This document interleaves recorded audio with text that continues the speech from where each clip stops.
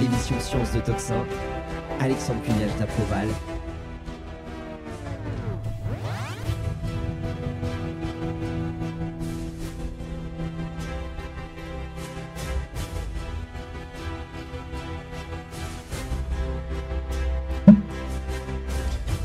Chers amis auditeurs de Toxin, bonjour et bienvenue dans votre émission Science. Une science, alors certainement sans concession et sans prétention. Nous ne prétendons pas être des scientifiques ici, moi je ne le suis pas, mais nous serons orientés vers la quête de la vérité, la curiosité, l'étonnement, comme le disait l'un de mes invités tout à l'heure.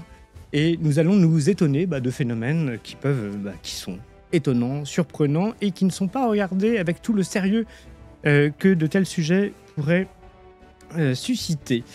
Nous allons parler d'OVNI aujourd'hui avec François Damier et Mathias Leboeuf, co-auteurs d'un livre « Contact et OVNI, l'enquête » que je vous montre. Et avec Alain Juillet, connu des auditeurs de Toxin, qui nous a fait l'amitié de nous rejoindre pour cette émission. Alors nous allons commencer par... je vais vous laisser vous présenter rapidement, messieurs, François Damier et Mathias Leboeuf. Qui souhaite commencer ? Moi, je suis journaliste depuis très longtemps. J'ai évoqué dans différents pays, dont la Russie, où j'ai ouvert la première radio privée. Ensuite, j'ai travaillé sur le média numérique BTLV, qui est une chaîne qui traite justement de paranormal et de choses un peu aussi de développement personnel. Et c'est à cette occasion que j'ai pu faire la connaissance de tout le panel de personnes qui travaillent autour de ce sujet. Des gens comme Egon Kragel ou des gens comme Gilles Bourdet, un grand spécialiste de Roswell.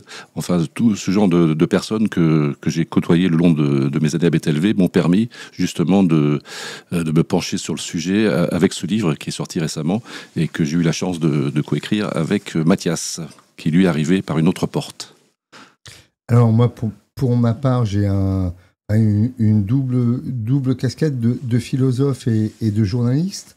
Et dans le livre, il y a une partie, la troisième partie du livre, qui est un essai philosophique sur la figure de l'extraterrestre et comment la figure de l'extraterrestre a émergé. En tant que journaliste, je suis plutôt journaliste plurimédia. J'ai commencé ma carrière en presse, en travaillant pour des tas de titres différents, puis radio, notamment à Europe 1, pas mal de temps. Et puis, il se trouve que j'ai croisé le chemin de François sur la chaîne de BTLV, donc qui est une chaîne consacrée au mystère, à l'étrange, à l'inexpliqué. Au départ comme invité d'ailleurs, puisque j'ai été l'invité de François sur le bonheur, sur la question du bonheur, exactement. Et puis je suis devenu chroniqueur, et puis après j'ai eu ma propre émission sur BTLV, François étant rédacteur en chef. Et donc j'ai commencé à m'intéresser à ces problématiques du paranormal, de l'étrange, du mystère, et au cœur de tout ça, à la question OVNI, puisque un des cœurs de cible de BTLV, c'était justement la question OVNI.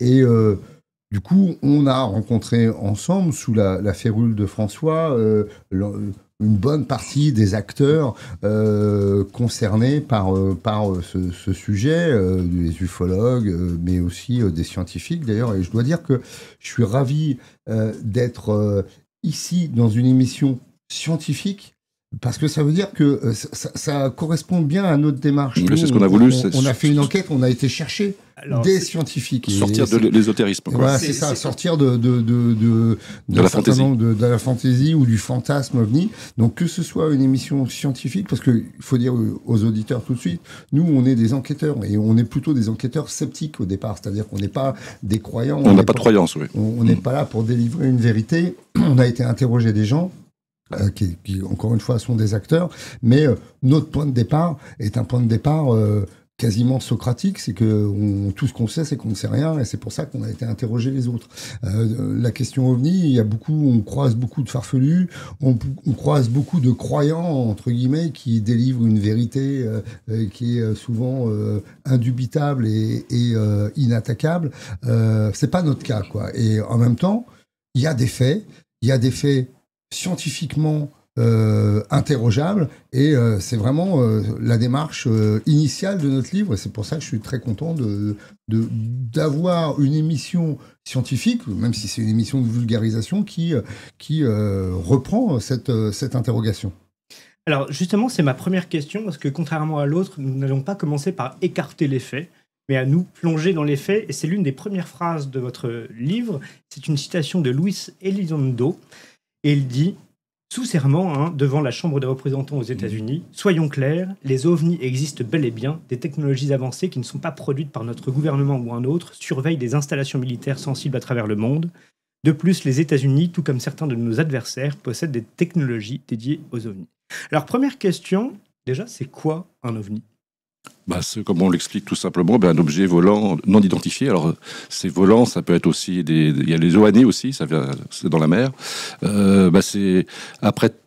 Par exemple, en France, il y a le GEPAN qui existe depuis une cinquantaine d'années. Ce sont des faits qui ont été vérifiés par des météorologues, par des scientifiques, par des militaires. C'est-à-dire, ce sont tous les faits qui ne sont pas expliqués. Il y a un certain nombre de faits. Je ne sais plus, c'est combien, 3% du GEPAN de 3% de faits. Alors, est-ce que vous pourriez nous expliquer l'acronyme du GEPAN ? Oh là, c'est le groupement. Avant, au départ, c'était GEPAN, G-E-P-A. Ouais, ça a changé de nom. C'est le groupement d'intérêt de surveillance. Enfin, je ne sais plus exactement, c'est un peu compliqué.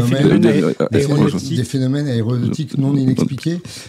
Non expliqués. Et d'ailleurs, dans GEPAN, il y a PAN. Et aujourd'hui, le vocable, enfin l'acronyme d'OVNI, a tendance à être remplacé par l'acronyme de PAN, P-A-N, donc phénomène aéronautique non expliqué. C'est comme ça que le livre aurait dû s'appeler d'ailleurs, si on avait été jusqu'au bout. Sauf que c'est moins connu. Voilà. Pourquoi ?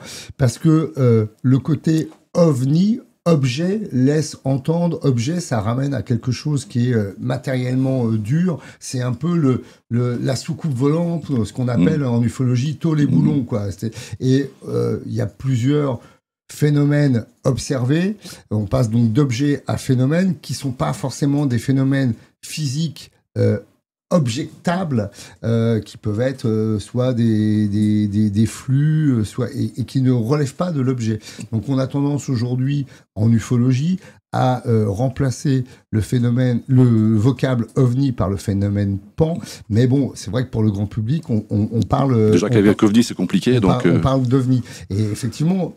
Le fait que Elizondo, alors faudrait rappeler, peut-être François va le faire, qui est Elizondo. Elizondo, c'est un personnage extrêmement important parce que c'est aux États-Unis, c'est non seulement un personnage qui a eu des fonctions, qui a été à la tête d'un programme avec un certain nombre de budgets dédiés, c'est 22 millions de dollars, je crois. Ce qui n'est pas énorme finalement. Au Pentagone, ce qui n'est pas énorme, mais ça existe quand même. Et puis Elizondo, on va en reparler certainement, a été un des principaux acteur dans la fuite et dans la diffusion des vidéos. Ils sont deux, c'est lui et Christopher Mellon. Et Christopher Mellon, qui dans la fuite des vidéos qui vont réouvrir et alimenter tout le dossier OVNI aux États-Unis.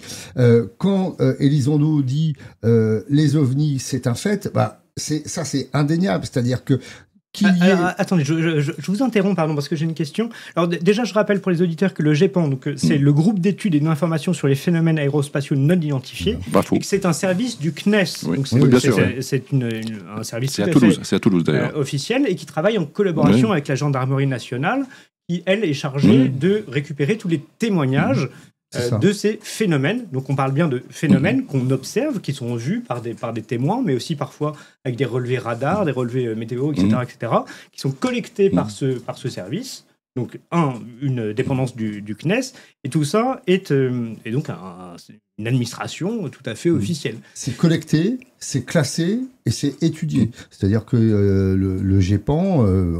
parfois même en faisant appel à des acteurs extérieurs au GEPAN, cherche à comprendre et voilà. Et ce qui pose... Alors souvent d'ailleurs le GEPAN prend des cas, on signale des cas au GEPAN et le GEPAN donne des explications qui sont les explications soit atmosphériques, soit des rentrées d'atmosphère, où il y a des explications rationnelles. Des fusées, des météorites. Voilà, des fusées, des météorites, il y a des explications rationnelles tout à fait explicables sur un certain nombre de phénomènes qui ont été observés. Donc le GEPAN apporte ses lumières sur ces cas-là. Et puis, il y a 3 à 4% des cas qui restent non expliqués, donc qui restent ovni, justement, et que le GEPAN recense et cherche à expliquer et qui pose problème. Parce que, comme le dit Luis Elizondo, alors là, en plus, Luis Elizondo, effectivement, c'est quelqu'un qui est issu du Pentagone, c'est quelqu'un qui a fait partie du renseignement,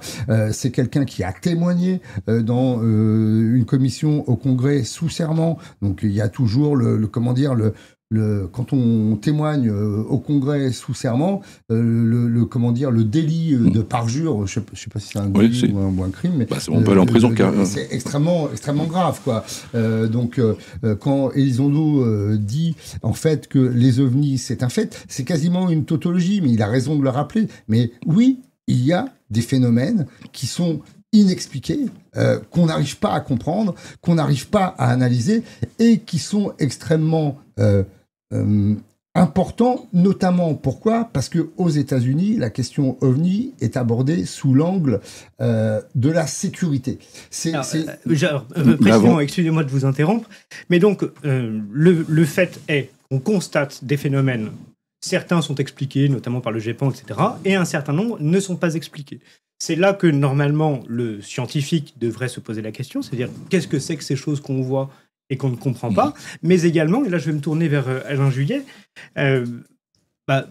le renseignement. Parce que si on ne sait pas ce que c'est, précisément, on devrait déterminer ce que c'est pour des raisons de sécurité.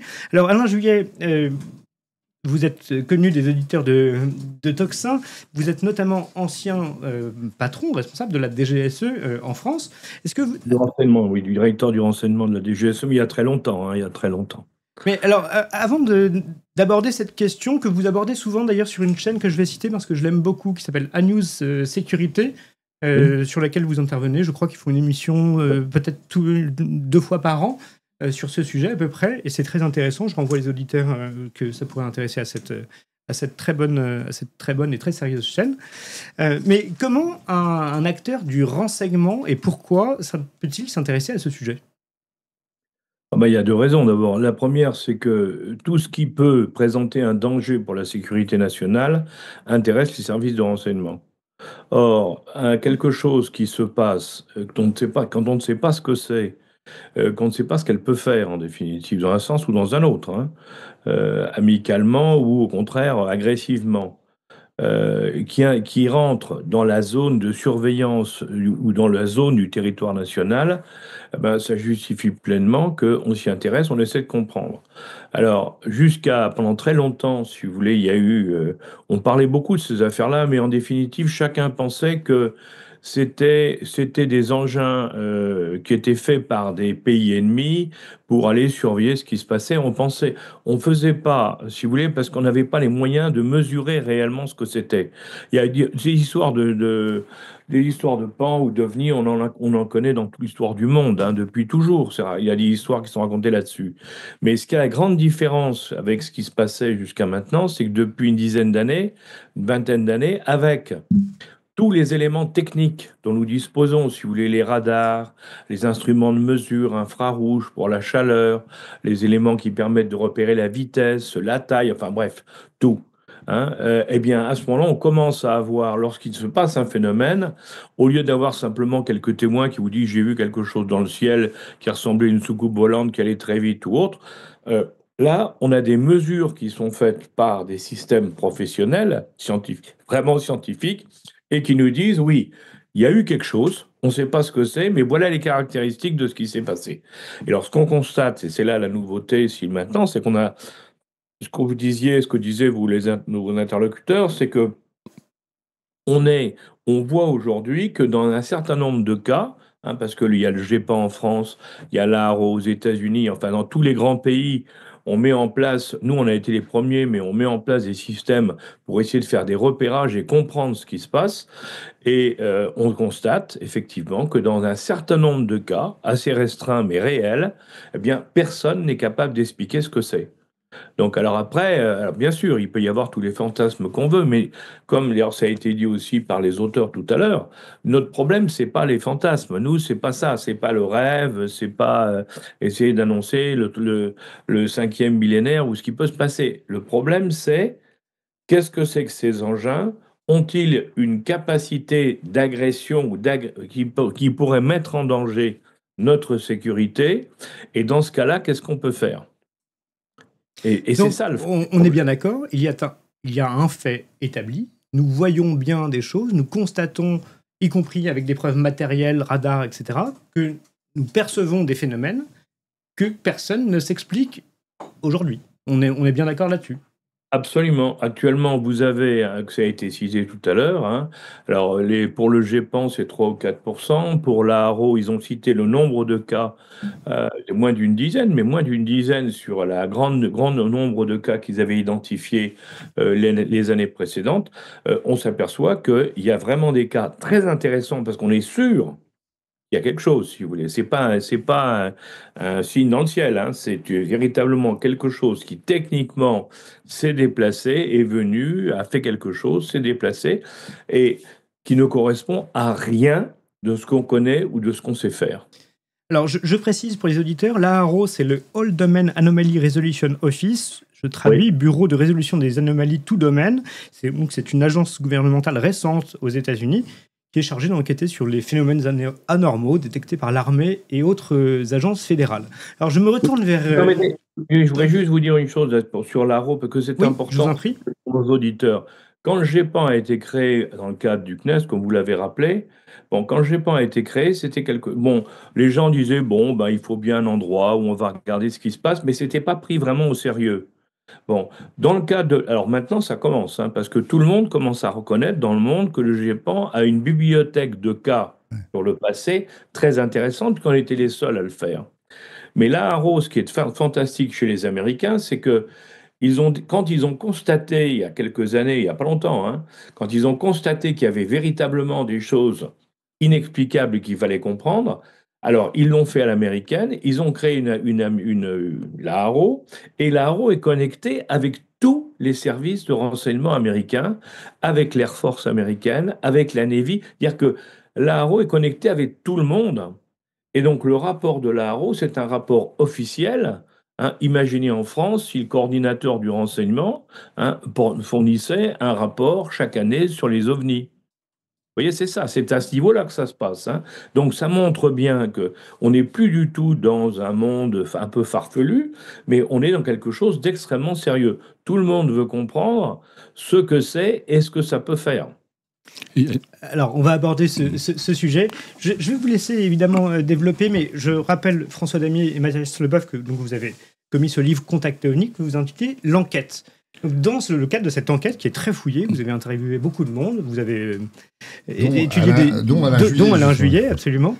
Donc, Ouais. qu'est-ce qu'on voit? Je voulais préciser une chose je vous en qui prie. me semble importante, c'est que le GEPAN, il y a eu le rapport Cometa, qu'on peut toujours trouver en librairie, qui rapporte tous ces faits en 1999, qui a été présenté à Lionel Jospin. Bon, après, c'est pas assez grand-chose, mais ce qui est important, c'est que le GEPAN, ce sont des témoignages de gens comme nous, qui ont fait des observations. Parce qu'il faut préciser qu'à l'époque, les pilotes de ligne ou les pilotes de chasse, jamais ils ne disaient qu'ils avaient vu un ovni, parce que les seuls qui ont voulu parler, leur carrière s'est mal terminée. Alors qu'aujourd'hui, grâce à Elizondo, grâce à Christopher Mellon, grâce à toutes ces personnes-là, aujourd'hui, par exemple, je sais qu'au Canada, les pilotes de ligne, ils ont des documents, ils remplissent, dès qu'ils voient un phénomène, ils remplissent des documents. Aux États-Unis, maintenant, c'est possible que tous les pilotes qui ont vu ces phénomènes puissent le rapporter. Ils n'ont plus peur que leur carrière soit brisée. Oui, moi je voulais prolonger ce que disait Alain et ce que vous venez de dire. On est donc bien face à des événements ou des phénomènes inexpliqués. Sauf que quand on parle de c'est pas Madame Michu dans son champ en Lozère qui a vu une soucoupe volante passer. Depuis 2017, ce qui a énormément changé, c'est que c'est l'armée américaine, notamment à travers les pilotes de la Navy, qui a déclassifié, enfin en tout cas il y a des vidéos de l'armée américaine qui ont été déclassifiées, qui ont fuité, Est-ce que vous voulez qu'on en regarde une petite avec les auditeurs? Et c'est ça qui a fait... qui a rouvert et qui a fait basculer le dossier parce que et qui est pris très au sérieux aux États-Unis. Alors nous en France, on a un autre regard. Ça reste toujours un peu folklorique et on a l'impression que c'est un sujet qui est un peu anecdotique. Mais aux États-Unis, l'armée via la Navy et via les avions de la Navy, les pilotes de la Navy, ont filmé des phénomènes. On entend aussi des sons qui sont des sons incroyables parce que les pilotes sont, je ne sais pas s'il faut dire ébahis ou interpellés, horrifiés, mais ça provient de l'armée. Donc, l'armée peuvent le faire parce qu'aux États-Unis, généralement, ils sont deux dans l'avion parce que les gens qui voient des phénomènes, par exemple en France, dans les Rafales, il y a un pilote et donc il ne peut pas à la fois voir le phénomène, l'analyser, alors qu'aux États-Unis, le navigateur peut. D'ailleurs, ce sont des navigateurs qui rapportent le mieux et qui ont été interviewés sur les chaînes de télévision. C'est quelque chose donc d'extrêmement important parce que c'est à la fois lié effectivement à des questions de sécurité, et des questions de politique, puisque ça remonte jusqu'au Congrès. Et effectivement, en France, ça a été très compliqué de pouvoir faire parler les militaires. Nous, dans le livre, puisque effectivement c'est un livre d'enquête où on a interrogé un certain nombre d'acteurs, on a été voir également des théologiens, des religieux pour savoir ce que ça pourrait changer. Voilà. Mais un des intervenants du livre qu'on est très fiers d'avoir eu, c'est le général Mignot. Le général Mignot, qui est un général qui a vu quelque chose d'incroyable, qui témoigne très peu. Et alors, pour vous raconter la petite anecdote, quand on a contacté pour la première fois le général Mignot nous a dit non, moi, les journalistes, vous voulez faire du sensationnalisme avec cette question. Moi, je veux pas parler aux journalistes, c'est trop risqué. Il y a beaucoup de gougnafiers. Bon, on a eu une fin de non-recevoir au départ.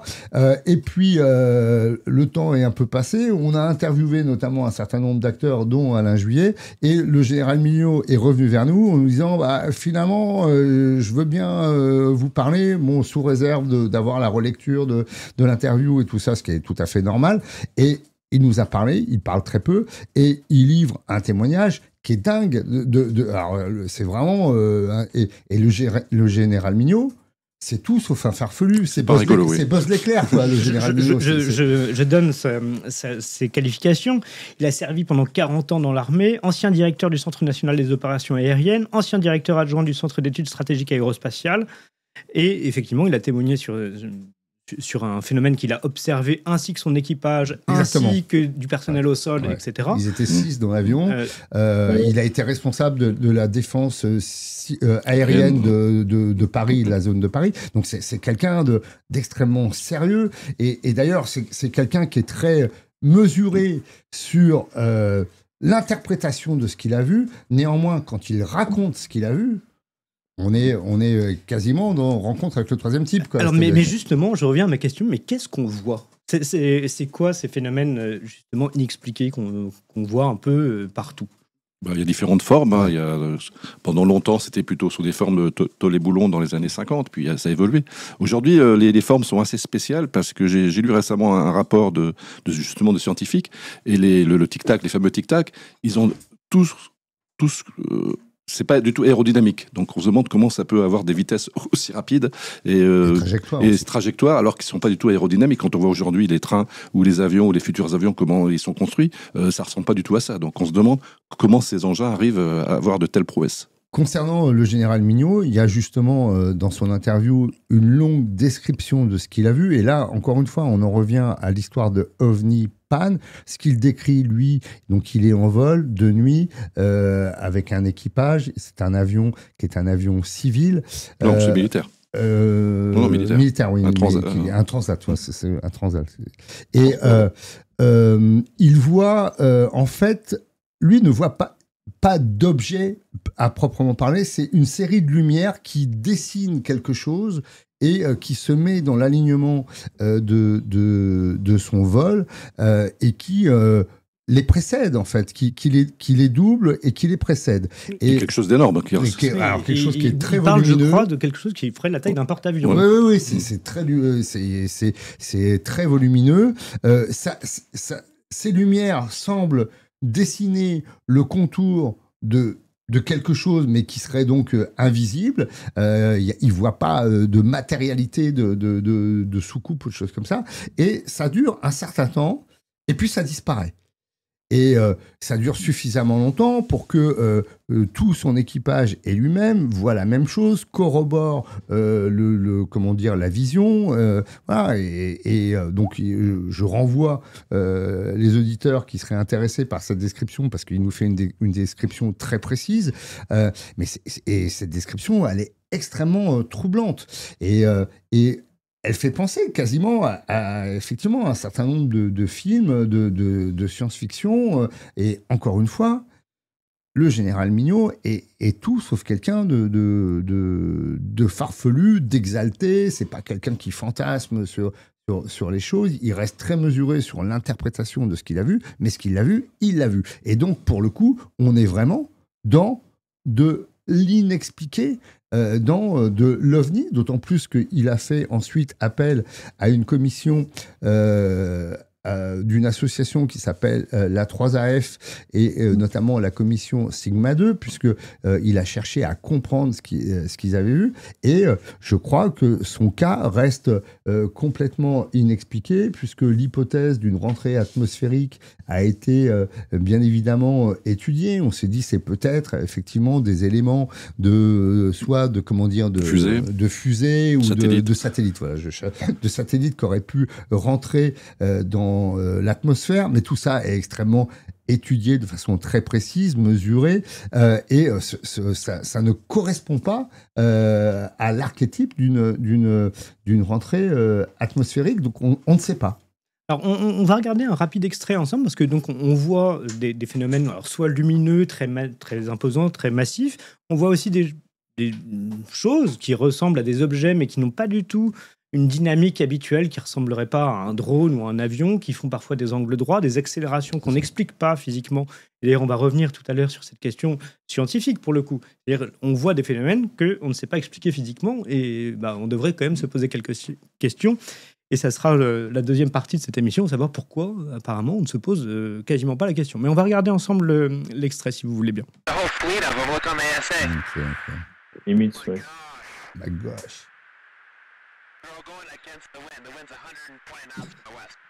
The whole thing, dude.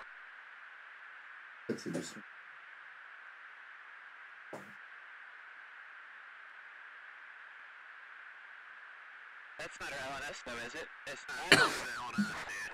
Well, if there's like... Look at that thing. It's rotating.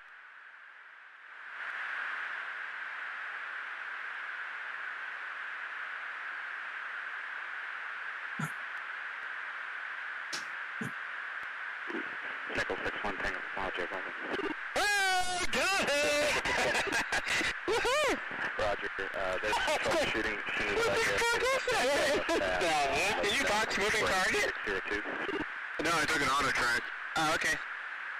Oh my gosh, dude. Wow, look at that, man. Look at it fly!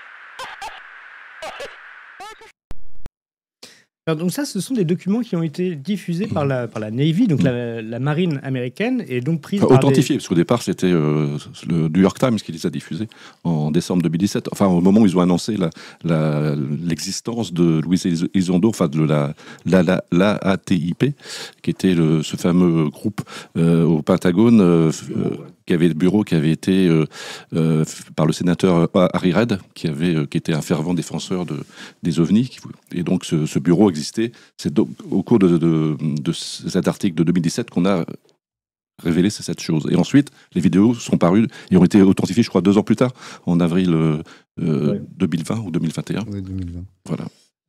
Et d'ailleurs, c'est intéressant de soulever que c'est souvent la Navy, et non pas l'US Air Force, par laquelle fuite ce genre de vidéos. Peut-être que vous avez une explication d'ailleurs sur ce sujet. Peut-être qu'ils sont beaucoup plus ouverts, on ne sait pas exactement. Peut-être qu'Alain Juillet a une explication. Je voulais dire sur ces vidéos, il y a 2 choses qui sont intéressantes. Il y a le visuel, ce qu'on voit, notamment sur la vidéo Tic Tac, et puis il y a le son, il y a la réaction des pilotes. Alors il y a 2 types de réactions. Il y a d'une part quand même une forme d'étonnement, parce que les pilotes sont face à un phénomène complètement hallucinant et on sent l'hallucination de ces pilotes. Et puis il y a aussi une certaine forme de décontraction des pilotes qui peut paraître étonnante, mais bon, alors c'est des pilotes chevronnés qui sont habitués et pour le coup là, ils sont vraiment face à un phénomène non seulement inexpliqué mais inattendu pour eux, quoi. Et c'est sur ce double volet qu'il faut analyser ces vidéos.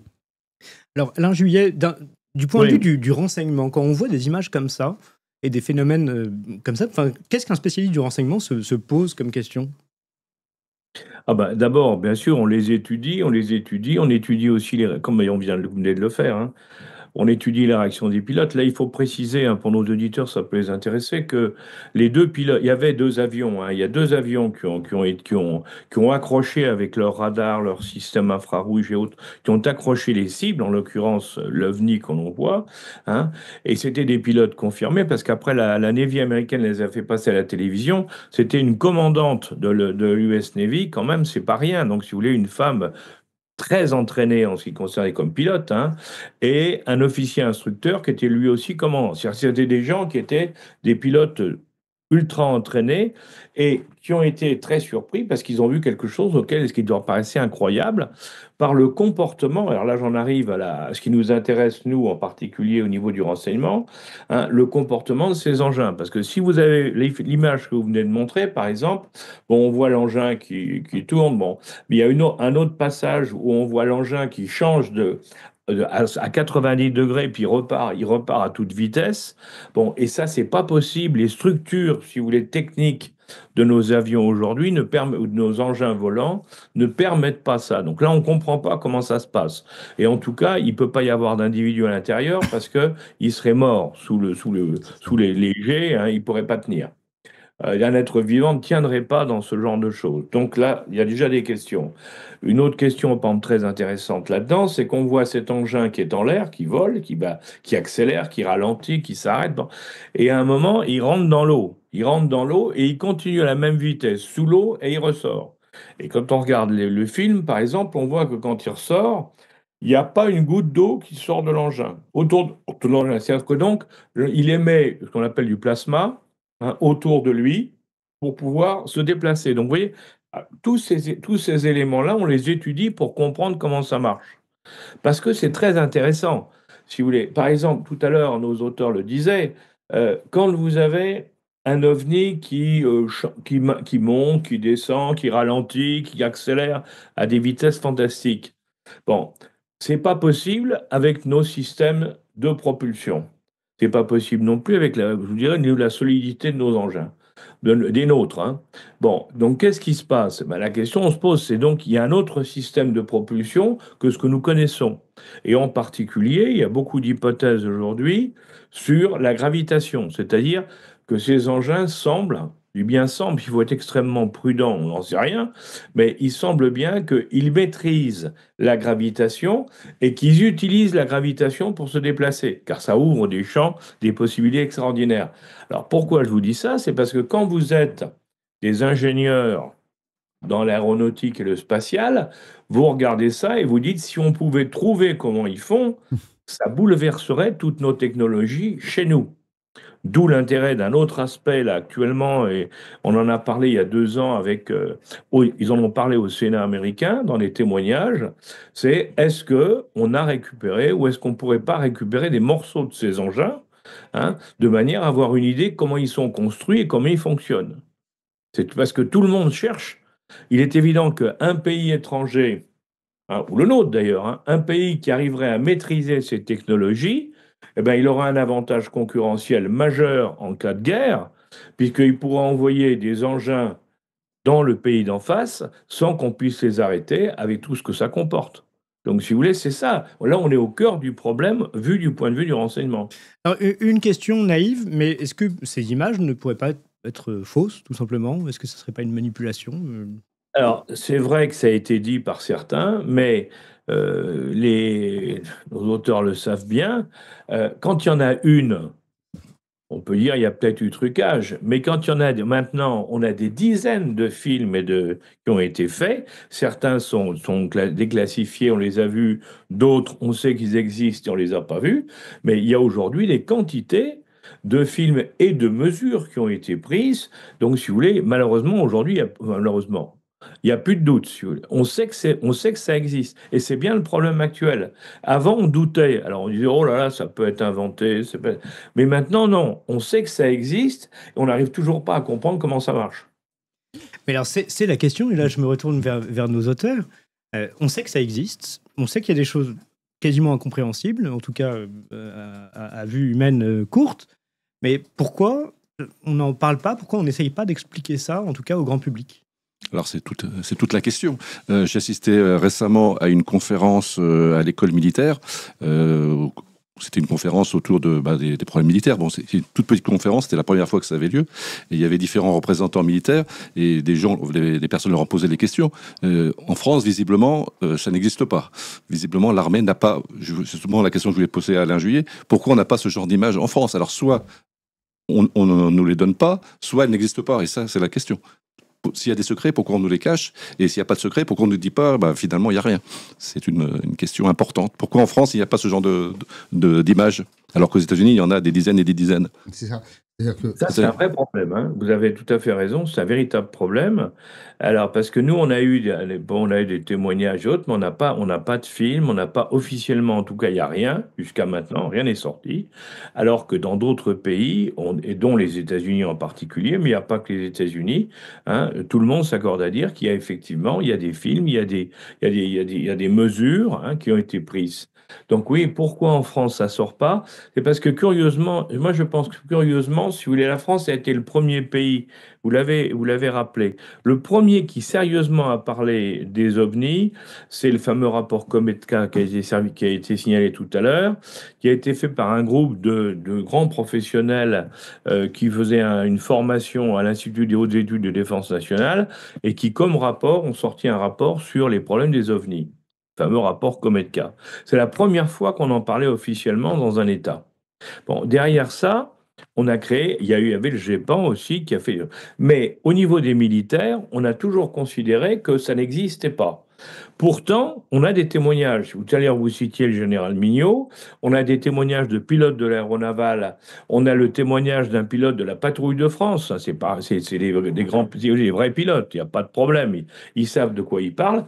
Ils ont tous témoigné en décrivant très exactement ce qu'ils avaient pu voir et qui correspond à tout ce qu'on dit.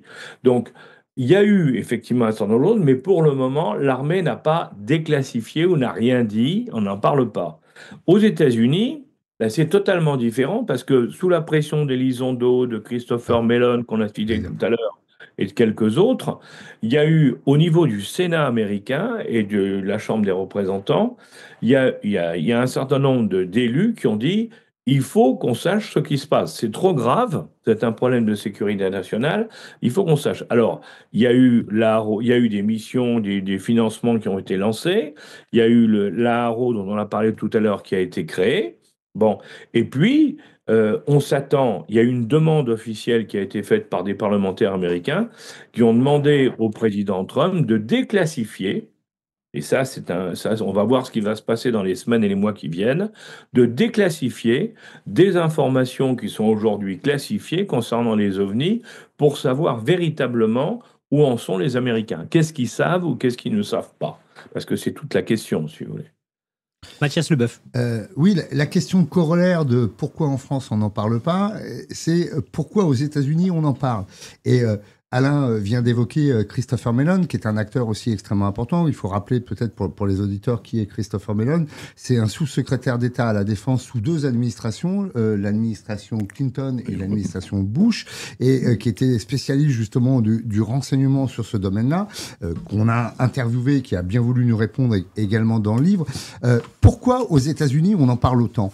Justement parce qu'il y avait un bureau avec un budget, et qu'à un moment donné, Elizondo, qui était à la tête de ce bureau, claque la porte et décide de parler, parce que derrière, il y a des enjeux aussi de budget. C'est-à-dire que le fait de faire fuiter ces vidéos, et là, on a 3 vidéos qui émanent de la Navy, mais il y en a beaucoup plus probablement. C'est-à-dire que ces vidéos, les 3 convois, qui sont pas d'ailleurs d'une qualité militaire, il y a certainement beaucoup plus de matériaux ou de matériel que ces 3 vidéos.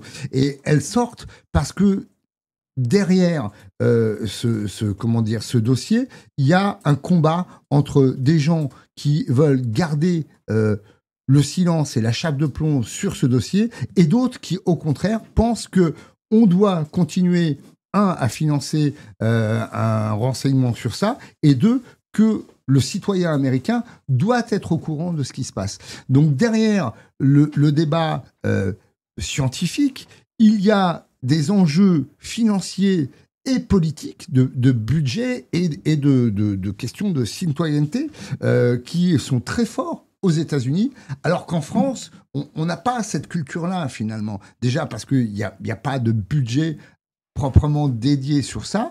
Donc, il y a GEPAN quand même, on a été les premiers à le faire, donc, et qui existe toujours, et qui a...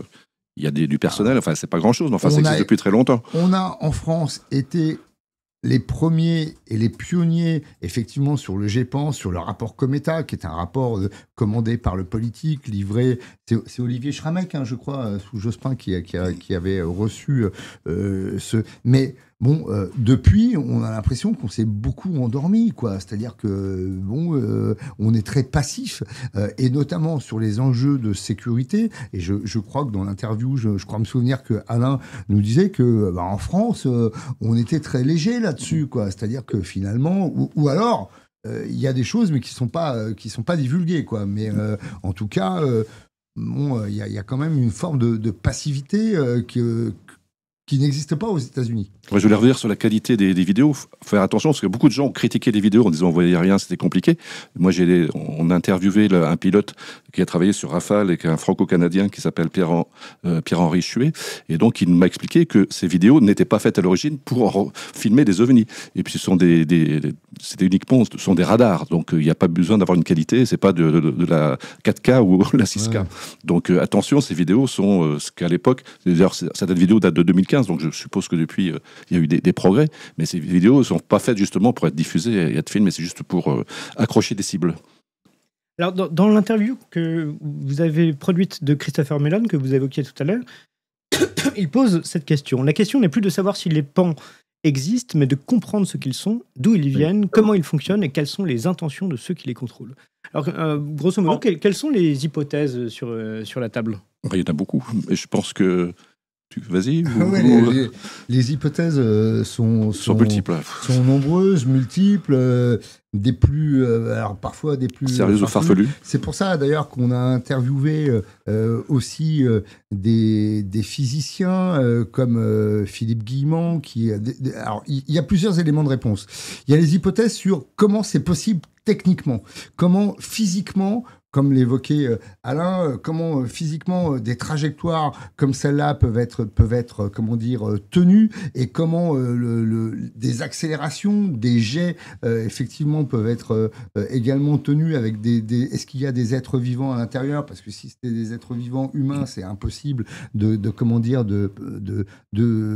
résister à ça, ce qui laisse penser que donc c'est pas des phénomènes qui sont manipulés initiés par des êtres humains. Donc là, les physiciens expliquent ça de différentes façons.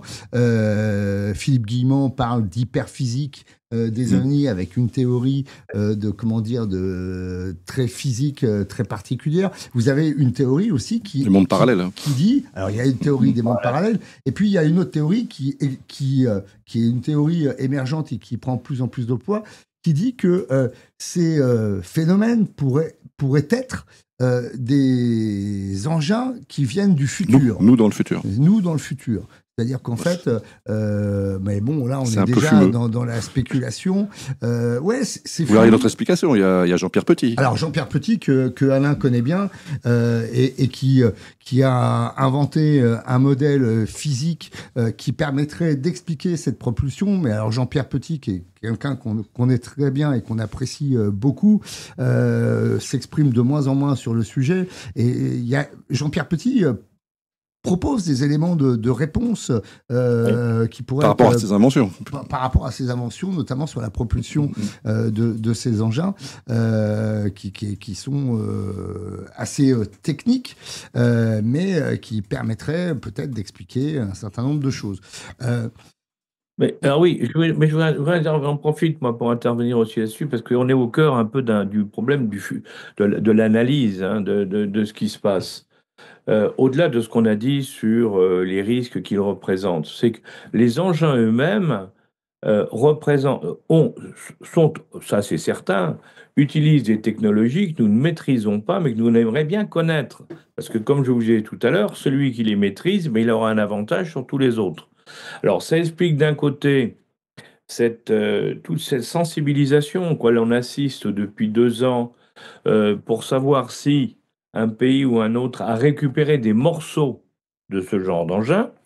Aux États-Unis, il y a eu une interview, enfin une audition au Sénat d'un garçon qui s'appelle David Grush, qui en a longuement parlé, disant oui, les Américains ont récupéré des morceaux, mais il n'y a pas que, parce qu'il y a d'autres pays qui ont dit qu'ils en ont aussi. Et alors pourquoi c'est important? C'est parce que si on arrive à récupérer des morceaux de ces alliages et qu'on regarde comment ils sont constitués, on pourra voir s'ils ont été construits chez nous, c'est-à-dire sur Terre. Parce que lorsqu'on fait un alliage dans l'espace, il n'a pas du tout les mêmes caractéristiques qu'un alliage fait sur Terre. On verra les minerais qui ont été utilisés à l'intérieur. Enfin, il y a plein de questions qui nous permettront de mieux comprendre ou de commencer à comprendre l'origine de tout ça. C'est exactement comme on évoquait pour la vitesse, pour les déplacements, où il y a un certain nombre de théories. Tout ça, alors quand on gratte, et on commence à avancer quand même, parce que depuis le temps qu'il y en a un certain nombre qui travaillent dessus, on commence à y voir un peu plus clair. Bon, il y a une question qui est devenue émergente, mais qui prend de plus en plus d'importance. Chez nous aujourd'hui, c'est la possibilité que ce soit ces engins viennent de mondes parallèles, alors ou du futur ou de mondes parallèles, mais qui soient dans un système qui est intrinsèquement mélangé ou croisé avec le nôtre. C'est la philosophie, c'est la physique quantique. On est dans ce type d'explication, on est dans cette fameuse physique quantique dont on parle aujourd'hui, puisqu'on dit qu'on va bientôt avoir des ordinateurs quantiques et ainsi de suite. En réalité, on rentre dans autre chose. Alors, le fameux petit dont on parlait, l'ingénieur, qui est un personnage étonnant, parce qu'il a inventé un système qui permet d'aller beaucoup plus vite que le son. La MHD. La MHD, exactement. Et cette MHD, comme toujours d'ailleurs, il l'a inventé en France. Nous, on n'y a pas cru. Les Russes ont récupéré la technologie et ils ont aujourd'hui des missiles qui vont effectivement des missiles hypersoniques. On en parle régulièrement. Les Chinois, pareil, et maintenant les Américains s'y mettent en disant, mais attention, des engins qui peuvent aller à des vitesses hypersoniques, c'est très intéressant, à la fois sur le plan militaire, mais également pour d'autres applications. Donc là, au départ, on a eu quelque chose qui a été trouvé par un Français, mais que les Français n'ont pas utilisé. Alors, ce qui est intéressant, c'est que maintenant, depuis, comme ça a été dit, Petit, il a émis un certain nombre d'autres hypothèses, en particulier sur ces fameux mondes parallèles et qui pourraient expliquer beaucoup de choses. Mais ce que je constate, c'est que en France, on n'arrive pas à trouver des scientifiques français reconnus qui prennent le dossier en disant on va vérifier, on va regarder sérieusement, on va vérifier si ces hypothèses sont bonnes ou pas. Ça, c'est un vrai problème, parce que comme d'habitude, moi, ce que je pense, ça va se terminer par les Américains, les Chinois, les Russes ou autres, qui vont nous dire, nous, on a pris le dossier, puis maintenant, ça y est, on sait faire ça. Ça, c'est terrible. Mais donc, ce qu'on comprend, c'est que donc on ne comprend pas le phénomène, mais qu'on est peut-être à un pas ou deux d'une compréhension tout à fait humaine du phénomène. Il nous manque encore la théorie scientifique pour tout expliquer. Alors, une question se pose. Est-ce qu'on pourrait concevoir que ce soit des technologies tout simplement humaines, mais cachées? Et dans ce cas, pourquoi serait-elle cachée? Mais est-ce que cette hypothèse semble sérieuse? C'est compliqué. Oui, parce que pourquoi, déjà la question qui revient souvent, c'est si c'était une technologie humaine, pourquoi ces engins survoleraient les États-Unis? demain, si vous construisez un engin spécial, enfin extraordinaire, vous n'allez pas le faire survoler autour d'un pays qui n'est pas le vôtre. Donc, alors soit c'est peut-être une technologie américaine, mais on ne voit pas très bien pourquoi aujourd'hui le secret durait aussi longtemps après tout ce qui s'est passé depuis 2017. Ouais, ça paraît assez improbable que l'explication soit de ce côté-là, d'autant plus que, comme l'a évoqué Alain, il y a un acteur de ce dossier qui s'appelle David Grusch, qui est un militaire, qui travaillait dans le renseignement également, qui a témoigné devant une commission du Congrès. Et David Grusch va très très loin, puisque lui dit qu'on a récupéré du matériel extraterrestre et surtout qu'on a récupéré du matériel biologique organique, voilà, merci, organique extraterrestre. Décor. Ouais. Et ça, il le dit, encore une fois, sous serment, c'est-à-dire sous le risque du parjure. Donc, l'hypothèse extraterrestre est celle qui est la plus avancée et la plus envisagée. Que ce soit une technologie humaine, encore une fois, ça voudrait dire qu'un pays, et c'est manifestement pas les États-Unis, à moins que ce soit dans la sphère privée, mais bon... Quand on voit quand même que les fusées aujourd'hui, les fusées de Musk, elles ont exactement le même principe que les fusées soviétiques ou américaines il y a 60 ans. C'est-à-dire qu'il n'y a pas eu des progrès. Oui, alors, il n'y a pas eu des progrès énormes dans la propulsion. Alors ça c'est une vraie question. À part des petites bottes et les trucs jolis. François on a Desmiles, aujourd'hui du mal à aller sur la Lune, Voilà. à rééditer ce qui s'est passé en c'est 69. que, en gros, depuis un siècle, notamment dans le domaine physique, on ne voit pas d'avancée absolument majeure. Il y a des perfectionnements de technologies connues, on a développé l'avion, la fusée, etc. Mais, déjà, la station spatiale, elle est qu'à 400 km. Donc pourquoi elle est à 400 km ? Vous avez l'explication, moi je l'ai. C'est parce que si on était beaucoup plus haut, et les Chinois sont en train de faire l'expérience, au bout de quelques semaines, quelques mois, les gens mourraient de cancer et de maladies. Parce qu'on ne peut pas survivre dans l'espace. Aller dans l'espace aujourd'hui, aller sur Mars, c'est une aberration. Alors ça rejoint un peu notre débat, puisque aujourd'hui, par exemple, comme Françoise Combe, par exemple,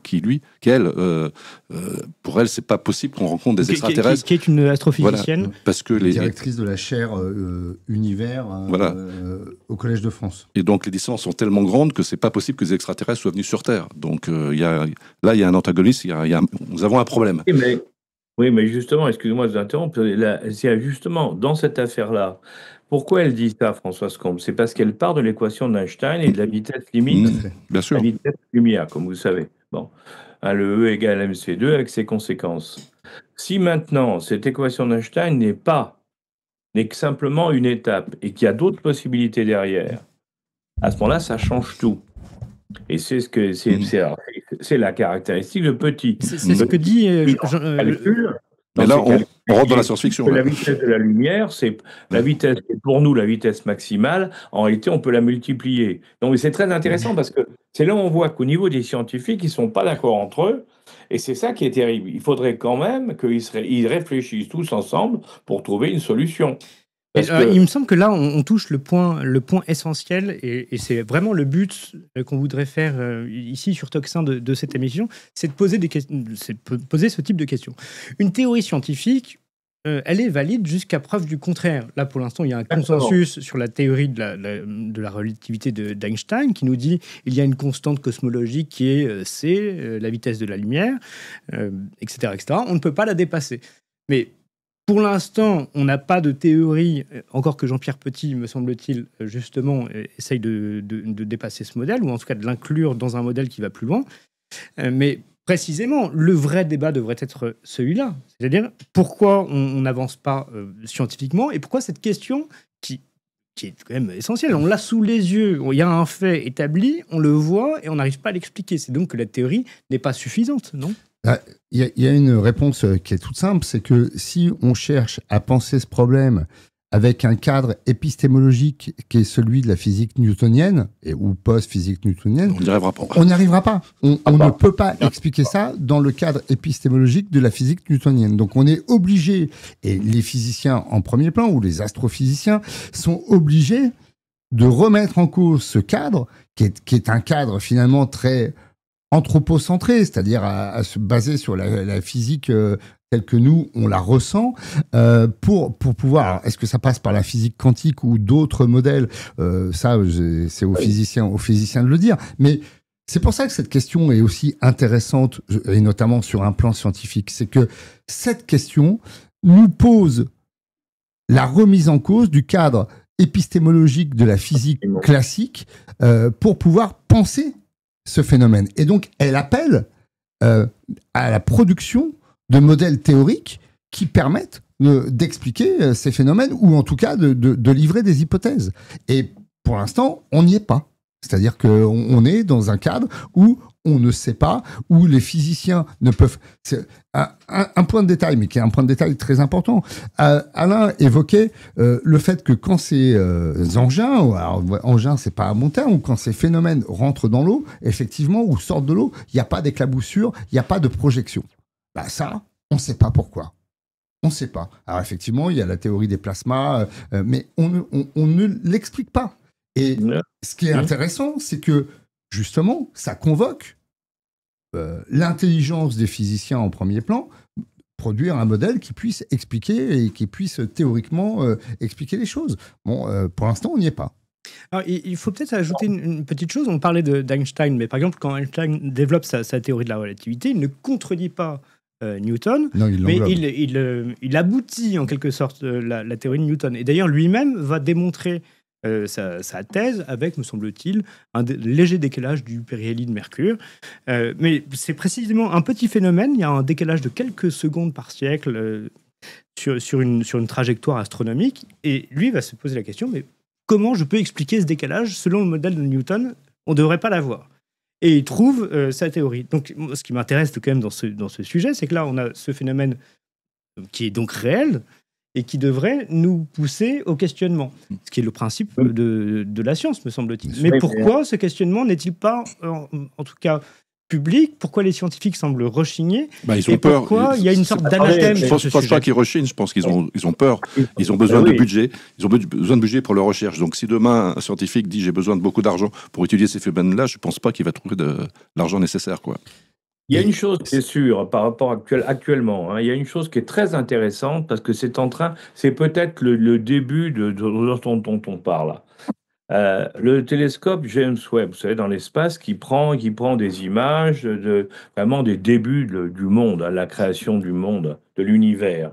Bon, chaque fois actuellement qu'il trouve quelque chose, ça met en brèche nos théories sur la question.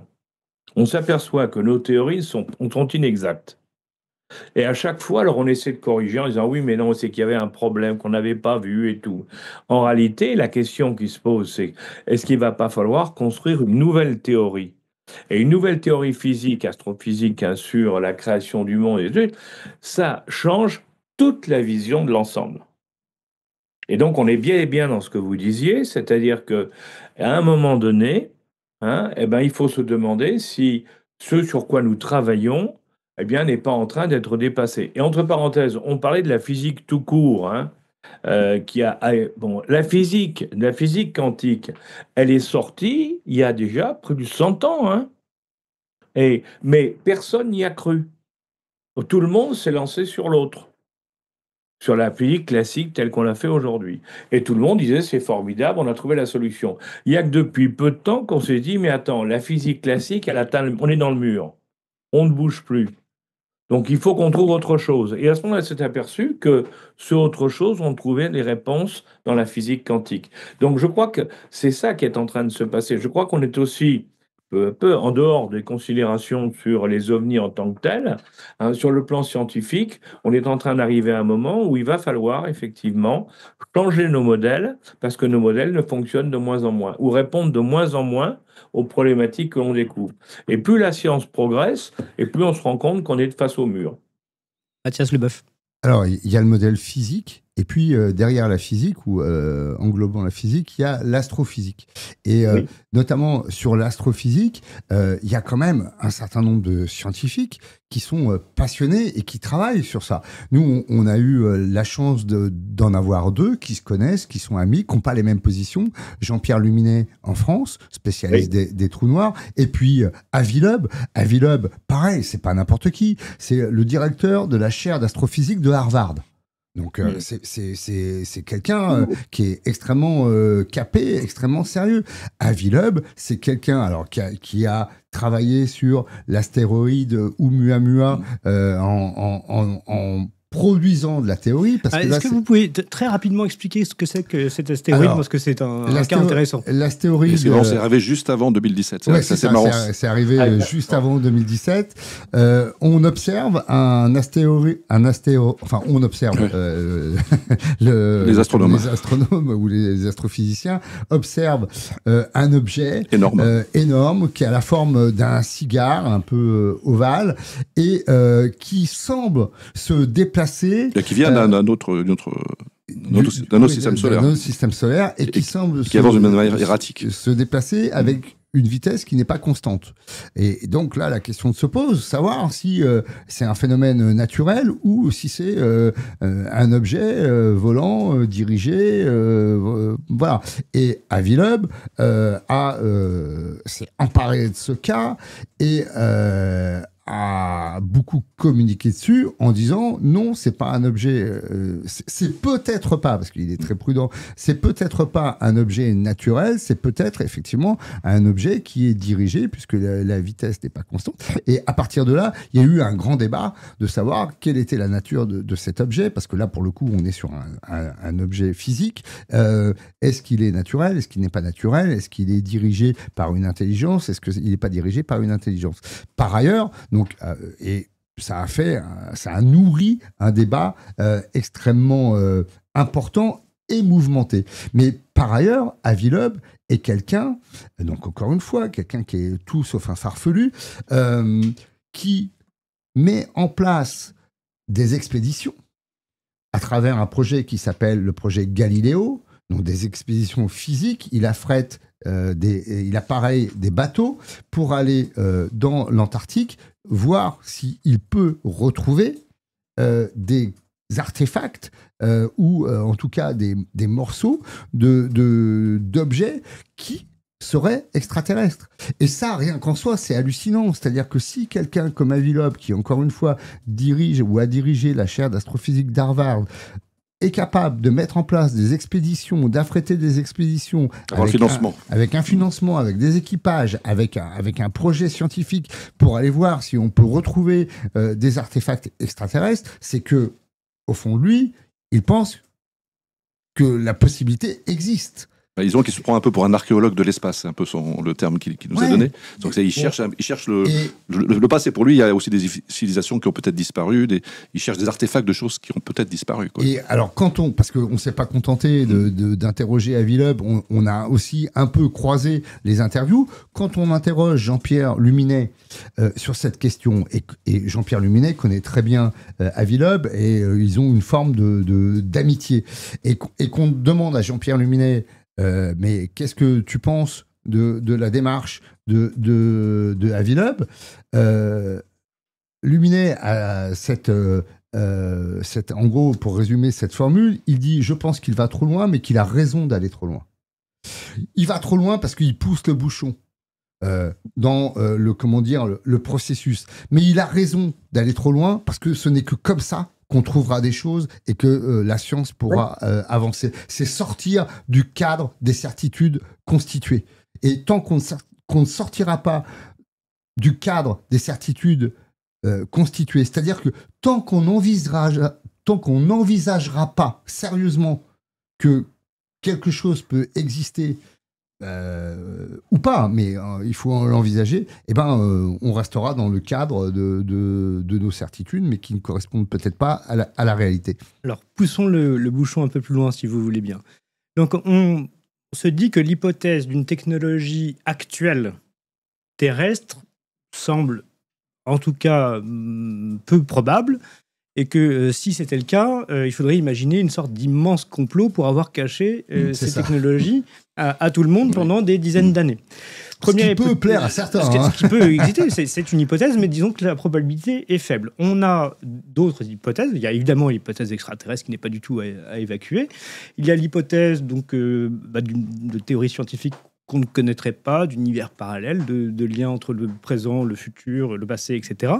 Il y a une autre hypothèse, alors je ne sais pas s'il est évoqué, je ne crois pas dans votre livre, c'est celle de Jacques Vallée, que vous devez bien sûr. connaître, et qui, lui, met en rapport le phénomène OVNI avec un phénomène de conscience, même peut-être psychologique. Ça Est-ce rejoint que un peu vous la avez- thèse aussi de Jean-Claude Bourré, un peu. Ils font un peu dans ce. Oui. Et de Philippe Guillemont. Et de Philippe Guillemont aussi. Et alors, Ouais.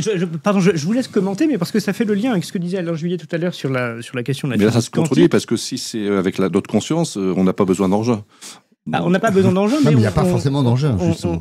on sait Oui. précisément maintenant avec la théorie quantique que les phénomènes quantiques physiques se réalisent uniquement, prennent forme, prennent réalité, prennent chair, j'ai envie de dire, pour parler un langage de plus spirituel, mais on finira sur la question spirituelle si vous voulez bien. En raison de la conscience, en raison de l'observateur. Si l'observateur n'est pas là, le phénomène reste, suspendu en quelque sorte. Qu'est-ce que vous pouvez nous dire sur cette question du rapport entre conscience et OVNI ? Alors, ça, c'est une question qui est évoquée dans le livre par Philippe Guillemont, qui justement développe cette hypothèse que ça puisse être un phénomène d'ordre d'une conscience supra-individuelle et que ces phénomènes ovni, et c'est justement, enfin, pas ovni justement, ces phénomènes, ces pannes, pourraient être de l'ordre, pour résumer simplement, d'un flux de conscience qui serait, alors après reste à savoir si c'est terrestre, extraterrestre ou pas, mais c'est envisagé. Moi, je me méfie toujours. Faut faire attention avec l'explication du quantique parce qu'on a toujours tendance à mettre un peu du quantique partout. Moi, je reste très, très, très précautionneux avec le terme de quantique. Vous savez, quand on discute avec Étienne Klein, c'est quelqu'un qui vous dit les gens qui maîtrisent le quantique aujourd'hui sur la planète, il y en a 10, quoi. C'est-à-dire que on a tendance, nous, on a interviewé beaucoup de gens qui nous disent ah mais si vous comprenez pas, c'est parce que c'est quantique. Et moi, je comprends parce que je maîtrise le quantique. Le quantique, quand on en discute avec des physiciens ou des astrophysiciens, eux-mêmes sont souvent La première chose qu'ils disent, c'est voilà. si vous pensez que vous avez compris, c'est que vous avez rien compris. c'est ça. Vous Donc, restez sur le quantique des quantiques. Faut faire très attention avec ça. Après, effectivement, il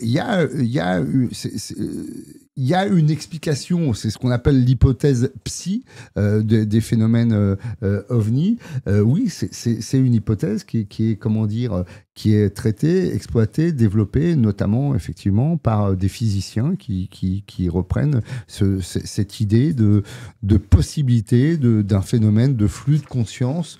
Je ne sais pas bien comment l'expliquer plus parce que c'est pareil, ça reste à modéliser encore, mais c'est une hypothèse qui effectivement à court. Moi, j'attends plus du phénomène James Webb, du télescope James Webb. J'ai une pensée pour les frères Bogdanov qu'on a reçus beaucoup sur BTLV et qui attendaient depuis des années, les pauvres, ils ont disparu avant. Ils attendaient, ils m'ont toujours dit, dès que James Webb va apparaître, on va savoir beaucoup de choses. Et je pense qu'on prendra beaucoup plus du télescope que de la physique quantique, qui va rester un peu fumeuse encore pour moi pendant des années encore. Mais justement, ce qui est intéressant, et là on le voit depuis une heure qu'on évoque ce sujet et qu'on tourne autour, c'est que ça convoque en fait des phénomènes physiques, des phénomènes astrophysiques, des explications possiblement psy, religieuses. Et alors après, religieuses et spirituelles. C'est-à-dire que c'est un phénomène qui interroge notre cadre épistémologique et puis l'humanité même dans ce que nous sommes d'une façon extrêmement plurielle et extrêmement,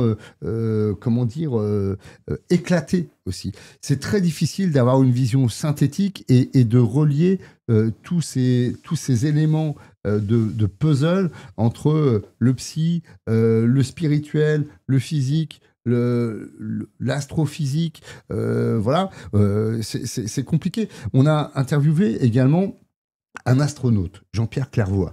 Jean-Pierre Clairvoy, c'est quelqu'un qui a volé notamment à bord de Challenger et d'une autre Columbia, ouais. Columbia, donc, qui a fait plusieurs vols spatiaux. Quelqu'un d'hyper rationnel, de formé pareil à comment dire. C'est un militaire, quoi. Oui, c'est ça, à rester serein et sceptique face aux phénomènes inexpliqués. Et il nous raconte que un jour, il est en vol et il voit un objet, une lumière qui tourne sur elle-même et qui clignote. Donc, il y a un signal qui est envoyé de façon régulière, sont dans l'espace. Et là, il explique que stupeur dans la cabine de Challenger, c'est-à-dire que les gars se disent, ça y est, on est contacté, quoi. Il y a quelqu'un qui nous fait un signe. Et donc, alors, il explique qu'il y a des procédures pour ça, c'est-à-dire qu'eux sont centrés sur leurs procédures avant d'étudier un phénomène comme ça. Ils restent focus sur leurs tâches. Et puis, donc, ils ne traitent pas le problème tout de suite. Et ils finissent par s'apercevoir que, en fait, le fameux signal qui est envoyé, c'est un stylo. Alors, comment le stylo est arrivé là dans l'espace, ça, incroyable. C'est un mystère. C'est un stylo, un stylet en fait lumineux. Ce qui peut être très dangereux d'ailleurs. C'est la vitesse où ça va. Utilisé par les astronautes et qui était en rotation et qui donc, avec la lumière du soleil, envoyait sur la rotation des signaux. Mais ce que dit Clairvoy, c'est que à un moment donné, l'espace de 2 minutes, ils ont cru qu'ils étaient rentrés en contact. Et voilà, c'est rien que ça, déjà, c'est quelque chose d'incroyable, quoi. Ça fait partie du cadre mental possible de l'astronaute. Alors, j'en profite pour refaire la pub de votre livre, Contact et OVNI, l'enquête, aux éditions Télémac, de François Damier et Mathias Leboeuf. Et justement, vous parliez de la diversité de ce phénomène, et c'est ce qu'on ressent bien en vous lisant, parce que il y a une foultitude d'interviews avec des points de vue totalement différents, et c'est pour ça que je souhaitais qu'on fasse cette émission ensemble. C'est parce que ce phénomène, justement, comment dire ça, oui, il explose les cadres. Ouais.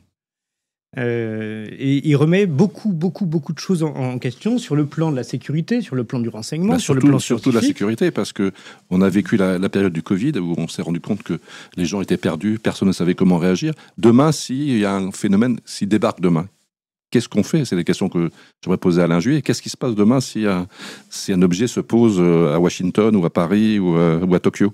Qu'est-ce qui va se passer? Est-ce qu'il y a des procédures qui sont prêtes? Oui, regardez, vous avez vu ce qui s'est passé il y a 2 jours en Espagne. Hein, voilà. Où, quand il y a une coupure générale d'électricité, alors on dit, c'est probablement les systèmes internes de sécurité qui ont dysfonctionné, qui ont tout coupé. Mais je vous rappelle quand même on a des témoignages sûrs, hein, qu'un OVNI survolant une base de missiles américaine, il y a pas mal d'années, maintenant, il y a près de 20 ans, en survolant, a coupé toutes les connexions entre les missiles qui étaient prêts à être tirés, évidemment, qui pouvaient être tirés contre la Russie à l'époque, a coupé toutes les connexions des missiles avec leur centre de commandement. Les missiles il a fallu aller réactiver tous les missiles un par un. Ouais. Il n'y a pas de doute. Hein. Et ça s'est passé au moment, juste après que, effectivement, un OVNI soit passé au-dessus. Et ça a été constaté, il y a des témoignages, il n'y a pas le moindre doute là-dessus. Alors, c'est pour ça qu'il y a plein de questions à se poser. On voit, on est toujours à la même chose. On sait que s'il y a quelque chose, je crois que c'est ça pour résumer, pour moi, de mon point de vue en tout cas. On est sûr maintenant qu'il y a quelque chose. On ne sait pas ce que c'est. Exactement. On se pose encore plein de questions. On voudrait connaître. Parce qu'on se dit, si jamais ça devenait agressif, c'est une catastrophe pour nous. Et si c'est positif, ça peut l'être, mais à ce moment-là, qu'est-ce qui peut se passer ? Parce qu'en définitive, comme vous venez de le dire, si on a un engin qui se pose à Washington et qui dit, les gars, regardez, on a des technologies qui ont 100 ans d'avance sur vous, on est bien meilleurs que vous. Bon, alors écoutez-nous, qu'est-ce qui se passe ? Oui, donc si vous voulez, alors il ne s'agit pas de Ça rêver. laisse Moi, en je suis suspens. Ouais. parler Non, mais ça m'évoque quand les hommes de 120 kilos parlent, ceux de 60 écoutent. Hein. exactement ce que disait Audiard. Hein. Quand les hommes de 120 kilos parlent, ceux de 60 se taisent et écoutent. Et oui, donc on est bel et bien, on est devant quelque chose qu'on essaie de comprendre. On est maintenant sûr que c'est réel, enfin qu'il y a une réalité, on ne sait pas laquelle. Et dans quelle réalité aussi? Et on espère que quand on comprendra, ben, ça sera bénéfique pour nous et que ça ne sera pas maléfique. Voilà. Je crois qu'on en est là. Et en plus, ils ne sont pas hostiles pour le moment, puisqu'ils ont désactivé. Absolument pas hostile. Hein. Il n'y a pas, à part un cas Ouais. au Brésil, il y a des exécutions au Brésil très curieuses. Qui a un cas discuté. Ouais. en plus. Sorte de tir d'un ovni sur un hélicoptère en Italie, mais il y a 50 ans. En dehors de ça, il n'y a jamais eu de signaux d'hostilité des ovnis contre nous. Par contre, les Américains, ils ont toujours tendance un peu à tirer un peu sur tout et n'importe quoi. Donc il faut peut-être se méfier. Bien entendu, mais ça fait partie du problème. On est bien d'accord. On arrive tranquillement à la fin de cette émission. François Demier et Mathias Leboeuf, est-ce que vous avez un mot de conclusion ? Le mot de conclusion, c'est que nous, quand on a fait cette enquête, on a aussi interrogé d'ailleurs des théologiens et des religieux. On s'est aperçu que c'était aussi un enjeu spirituel sur la place de l'homme dans l'univers, le rapport effectivement qu'il pourrait avoir avec une intelligence qui n'est pas une intelligence terrestre et le rapport éventuel de domination ou pas de domination, comme on vient de l'évoquer. La chose qui nous a surpris lors de cette enquête, c'est que finalement, que ce soit les théologiens, que ce soit les astronautes, que ce soit les astrophysiciens, que ce soit les spécialistes de la sécurité, que ce soit les militaires, les gens nous ont répondu assez facilement. C'est-à-dire qu'on a été les chercher, on a parfois eu besoin de les relancer, mais je crois que ce livre n'aurait pas pu être fait, en tout cas fait comme ça, il y a ne serait-ce que 6 ou 7 ans. Et ça veut dire que le dossier évolue, qu'aujourd'hui, et notamment parce qu'il a été crédibilisé de façon extrêmement dense par des gens comme Alain, qui n'est pas un farfelu non plus, qui a eu des responsabilités dans le domaine du renseignement. Donc aujourd'hui, c'est un dossier qui intéresse, sur lesquels les gens sérieux, scientifiques, prennent la parole. Les seuls qui sont réticents encore aujourd'hui en France, c'est les médias, et notamment les médias mainstream. C'est-à-dire que quand vous parlez de ce sujet et que vous arrivez avec une enquête, on vous dit « Ah ouais, mais bon, voilà ». Il y a de l'actualité, il y a de l'actualité. Ouais, est-ce qu'il y a de l'actualité ? Et on vous met systématiquement la musique X-Files en fond. Voilà, et donc on reste dans un espèce de folklore très enfantin, on va dire. Mais c'est dommage parce que, encore une fois, aujourd'hui, cette question, elle est envisagée par des gens très sérieux, encore une fois, des théologiens, des physiciens, des astrophysiciens, des militaires, qui sont prêts à parler. Et ça interroge vraiment l'humanité, la place de l'homme, notre cadre mental, épistémologique, notre façon aussi d'envisager ce qu'on ne comprend pas, comme le disait Alain, parce qu'on sait qu'il y a quelque chose, effectivement, on ne sait pas quoi et on ne comprend pas comment ça fonctionne. Et ça, rien que ça devrait nous mettre en question, nous, quoi, en tant qu'être humain. Et c'est pour ça que nous, on est parti de ce point de vue. C'est-à-dire, le point auquel Alain arrive, ça a été nos points de départ. Avec une enquête un peu socratique, on allait voir les gens et leur disant voilà, qu'est-ce qui se passe, qu'est-ce que vous en pensez, comment on peut penser ça, qu'est-ce que ça changerait, pourquoi, voilà. Et les réponses sont assez éloquentes. Je crois qu'on est en train d'évoluer lentement, mais sur ce sujet, et que c'est un sujet qui fera beaucoup parler de lui dans les années à venir. François Demier, un mot de conclusion. Je suis très fier sur ce livre parce qu'au départ, moi, je voulais faire avec Mathias un livre grand public, c'est-à-dire qu'on voulait que ce livre donne l'envie aux gens de s'y intéresser. Et on savait qu'on se prendrait des coups des ufologues qui traînent un peu partout sur les réseaux en nous disant que notre travail, qu'on n'est pas spécialiste, donc on n'a pas, on dit carrément qu'on n'est pas ufologue, qu'on n'a pas le droit de parler. J'ai reçu pas mal de témoignages de gens qui étaient des amis, qui ne sont plus des amis d'ailleurs aujourd'hui, parce qu'on n'a pas le droit de toucher à certaines églises. Et pourtant, ce livre, je me rends compte que finalement, il y a beaucoup de gens déjà passionnés, des gens qui sont déjà au courant, plus que moi, des phénomènes, et qui ont aimé ce livre. Et pour moi, c'est une véritable surprise, quoi. Je pensais pas. Je pensais qu'au contraire, qu'on se moquerait un peu plus de moi. Ben non, pas du tout. Mais ça, c'est une chose, parce que comme vous l'avez remarqué, nous, on n'est pas là pour faire du prêchi-prêcha. On a interrogé des gens qui sont extrêmement différents. On a interrogé des sceptiques. On a interrogé des gens qui sont beaucoup moins sceptiques. Et ce qu'on a cherché à faire, c'est livrer les éléments du puzzle. En allant justement interroger des gens qui n'ont pas les mêmes positions. Nous, on n'est pas là pour dire il faut penser ça ou il faut penser ci. On est là pour donner des éléments pour que les gens, après, se fassent une idée sur le phénomène, et puis pour ramener ce phénomène sérieusement sur le devant de l'actualité. On a même fait Bernard Werber, et il y a une phrase qui m'a frappé lorsqu'on l'a interviewé, c'est qu'il nous a dit, lui, ce qui l'effrayait le plus, c'est qu'il n'existe pas. Cette phrase, elle m'est restée, parce que imaginez que finalement, dans cette immensité, qu'on n'arrive même pas à mesurer tellement l'immensité est immense, on peut dire. Si on était seul et si demain on disparaît, qu'est-ce qui restera ? Est-ce que l'homme est vraiment indispensable ? C'est ta question. On va rester sur cette vaste question. Alain Juillet, est-ce que vous avez un mot de conclusion ?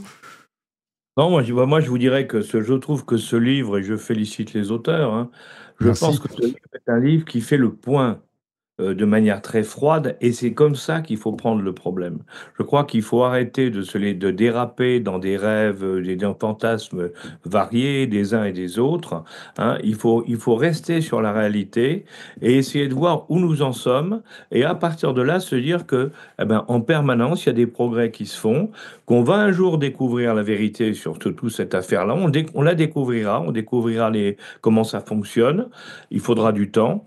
Mais de toute manière, il faut continuer à chercher, un peu comme on disait pour Avi Loeb, hein. Il faut aller au-delà. Les Américains disent toujours qu'il faut penser en dehors de la boîte. Il faut sortir de la boîte pour être efficace. Out of the box. Trouver des solutions.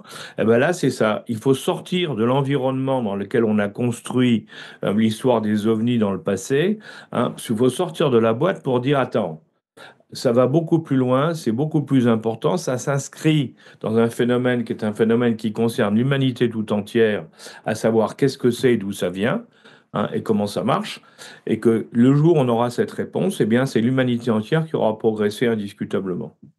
Merci beaucoup à tous les trois. Merci Alain Juillet, merci François Damier, merci Mathias Leboeuf. Merci à vous. Merci à vous. Vous l'avez compris, c'est l'idée de cette émission, justement, de sortir de la boîte, de poser des questions. Nous ne sommes pas des spécialistes, mais d'essayer de comprendre. Et chers amis auditeurs, n'hésitez pas à nous donner des idées, des suggestions de thèmes, de sujets que vous voudriez qu'on aborde en toute simplicité. Je remercie Roxane et Thibaut pour la programmation et la technique. Merci encore à vous d'avoir accepté notre invitation. C'était un plaisir. Et à très bientôt sur Toxin. Super.